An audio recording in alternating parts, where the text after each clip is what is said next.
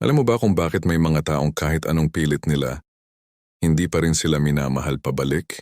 Yung tipong binibigay mo na lahat, effort, oras, pagmamahal, pero parang wala lang sa kanya. Samantalang may ibang tao na halos wala namang ginagawa, pero sila yung hinahabol, sila yung iniisip, sila yung minamahal ng kusa. Ang tanong, bakit ganun? At mas mahalagang tanong, paano mo magagawang mahalin kanya ng kusa?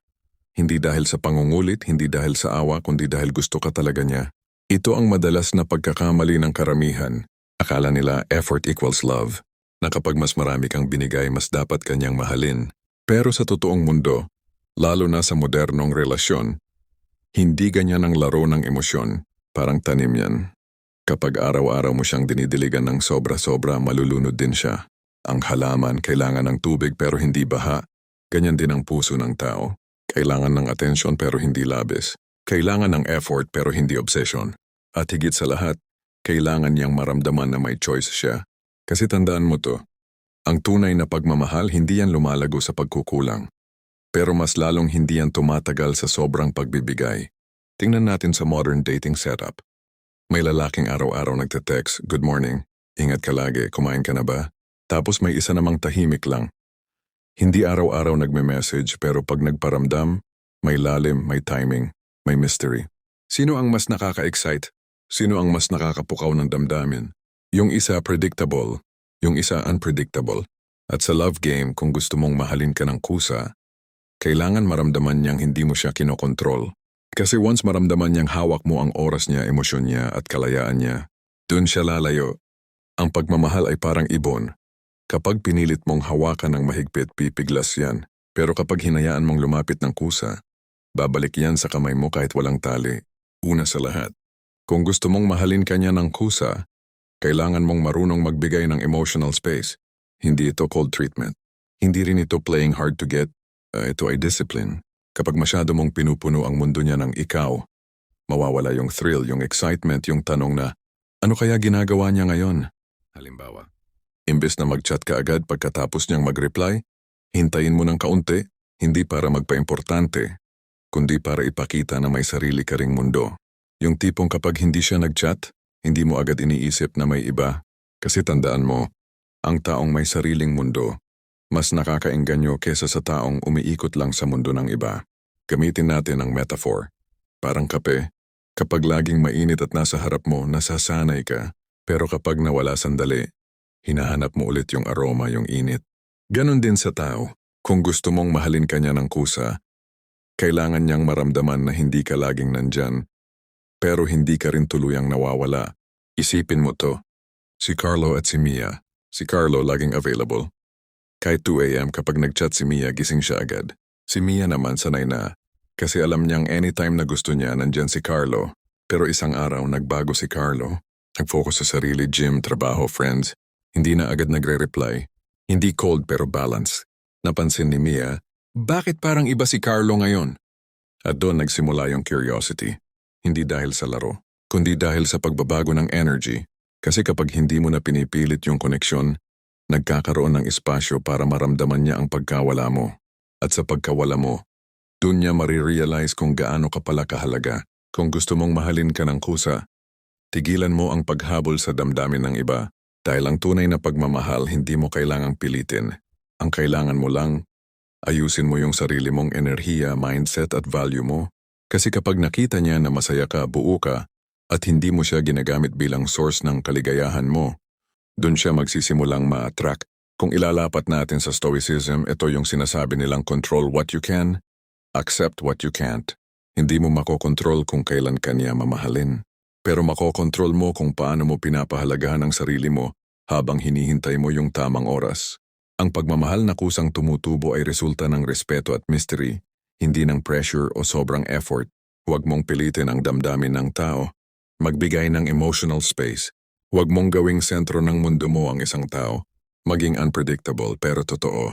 Gamitin ang panahon para palaguin ang sarili mo. Kasi sa huli, ang taong marunong magmahal sa sarili, hindi kailanman kailangang ipaglaban ang pagmamahal ng iba dahil kusa itong dumarating. Tanong ko lang, bakit kaya may mga taong kahit hindi ganong kagwapo o kaganda pero nakaka-addict silang isipin? Hindi mo alam kung bakit mo sila gusto, pero gusto mo lang talaga sila. Samantalang may mga taong halos perfect. Gwapo, mabait, matalino. Pero parang walang spark. Ang sagot diyan ay hindi lang tadhana, kundi psychology. May mga bagay sa isip ng tao na nagtitrigger ng kusang pagmamahal. Hindi dahil pinilit mo, kundi dahil nararamdaman niyang kakaiba ka. At yan ang pag-uusapan natin ngayon, kung paano mo maiintindihan ang psychology ng attraction para hindi mo kailangang habulin ang pagmamahal. Kasi kusa itong lalapit sa'yo. Karamihan ng tao kapag gusto nila ang isang tao ang instinct ay manghabol. Text araw-araw. Check kung seen. Hintayin ang reply. Mag-post ng story para lang mapansin. Pero ito ang hindi nila alam. Ang ganitong mga gawain sa mata ng psychology ay nagpapababa ng perceived value mo. Kapag naramdaman niyang ikaw ang mas invested, mas interesado, mas naghahabol, ang utak niya, lalo na sa modern dating culture, ay nag-activate ng reward system imbalance.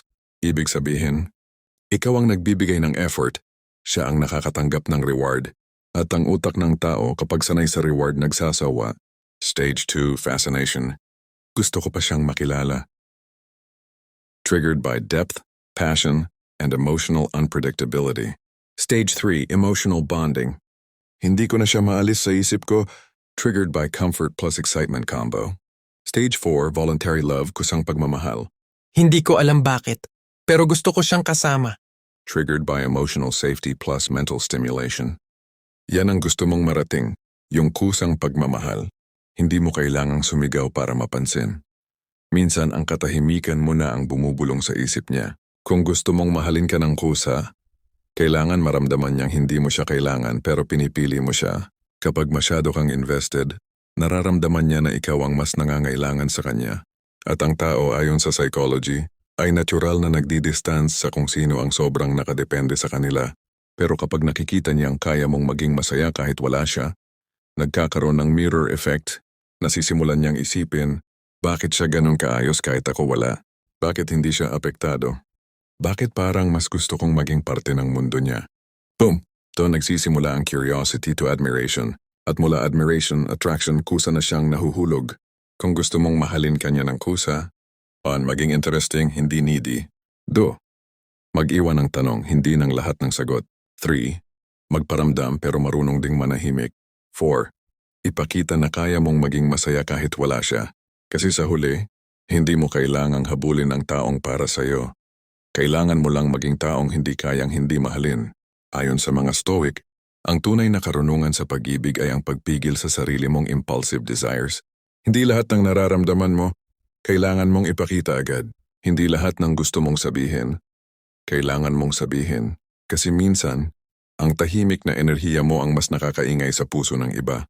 Kapag natutunan mong kontrolin ang sarili mong emosyon, hindi mo kailangang pilitin ang koneksyon. Kasi ikaw na mismo ang nagiging kalmadong presensya na hinahanap-hanap ng tao. Ang kusang pagmamahal ay nagsisimula sa curiosity, hindi sa pangungulit. Magbigay ng mystery, hindi confusion. Maging interesting, hindi attention-seeking. Ang tamang timpla ng presence and absence ay nagbubunga ng attraction. Kapag marunong kang maghintay at manahimik, doon ka nagiging unforgettable. Hindi mo kailangang pilitin ang puso. Turuan mo lang itong manahimik at kusa niyang maririnig ang tibok ng tamang tao. Madali lang mapukaw ang atensyon ng tao. Madali ring mapasabi siya ng, uy, parang gusto ko siya. Pero ang tunay na mahirap ay kung paano mo mapapanatili yung kusang pagmamahal na nabuo. Yung hindi mo kailangang pilitin. Pero kusa siyang nananatili. Kasi totoo to, hindi problema kung paano kanya minahal. Ang totoong laban ay kung paano kanya patuloy na mamahalin. At diyan madalas natatalo ang karamihan. Kasi ganun talaga. Kapag nawala ka sa sarili mo, mawawala rin siya sa'yo. Pero kapag nahanap mo ulit ang sarili mo, madalas babalik din siya. Sa psychology, ang tao ay natural na naa-attract sa emotional stability. Kasi sa panahon ngayon, bihira na ang taong kalmado, marunong umintindi at hindi reactive. Kapag kaya mong manatiling steady kahit may tampuhan, kapag kaya mong ngumiti kahit di mo alam kung mahal ka pa ba, doon mo pinapakita ang emotional maturity. At yan ang klase ng tao na mahalin ng kusa. Ang utak ng tao ay programmed para hanapin ang safe energy. At kapag ikaw yung nagbibigay ng safety, hindi mo kailangang pilitin. Babalik at babalik yan. Kasi mararamdaman niyang sayo, hindi kailangang magpanggap. Ang pagmamahal ay parang hangin. Mas mararamdaman kapag hindi mo pinipilit. Kung gusto mong manatili siya, huwag mo siyang itali. Hayaan mong piliin kanya araw-araw. Hindi mo kailangang magbago para manatili siya. Kailangan mo lang maging totoo. Kapag nag-away, huwag agad mag-block. Kapag may tampuhan, huwag agad mag-post ng quotes about pain. Kapag tahimik siya, huwag agad isipin na may iba. Ang maturity ay hindi kawalan ng damdamin, kundi kakayahang kontrolin ang emosyon kahit gusto mong sumabog. Kasi kapag marunong kang magtimpi, mararamdaman niya yung peace sa presence mo. At yung peace na yan, bihira sa panahon ng ingay. At alam mo ba kung ano ang pinaka-nakakaadik sa tao? Hindi kilig. Hindi pa sweet, kundi yung feeling ng peace kapag kasama ka nila. Ang taong nagbibigay ng kapayapaan, hindi mo kailangang habulin, hinahanap-hanap siya. Sa relasyon kadalasan, hindi naman talaga problema yung partner mo, kundi yung mga eksenang iniisip mo sa utak mo. Kaya kung gusto mong mahalin kanya ng kusa, tigilan mong patunayan na dapat kanyang mahalin. Sa halip, ipakita mo na kaya mong maging payapa kahit wala kang assurance. Dahil kapag nakita niyang kalmado ka, buo ka, at hindi ka reactive, magiging curious siya. Magiging comfortable siya. At eventually, mahalin ka niya ng kusa. Dahil gusto niya ang pakiramdam ng kasama ka. 1. Panatilihin ang sariling identity. Huwag mong hayaang mawala ang mga goals mo dahil lang may relasyon ka. 2. Maging emotionally predictable pero exciting mentally. Ibig sabihin, alam niyang hindi ka magwawala, pero hindi niya rin alam kung anong susunod mong gagawin sa growth mo. 3. Huwag mong gawing center of happiness ang tao. Gawin mong kasama siya sa happiness pero hindi dahilan nito. 4. Laging magbigay ng calm energy. Kapag marunong kang manahimik, marunong ka ring pakinggan. 5. Let go of control. Hindi mo kailangang diktahan ang takbo ng emosyon ng iba. Kasi sa tunay na pagmamahal, ang control ay kalaban ng connection. Ang kusang pagmamahal ay hindi magic. Ito ay resulta ng tamang mindset, tamang energy at tamang respeto sa sarili. Hindi mo kailangang maging perfect lover. Kailangan mo lang maging present, steady at totoo. Kapag nakita niyang kaya mong magmahal ng hindi nakakulong sa takot, doon niya marirealize. Ikaw yung klaseng tao na hindi niya kayang bitawan. Panatilihin ang sarili sa relasyon. Bigyan ng kalma, hindi pressure.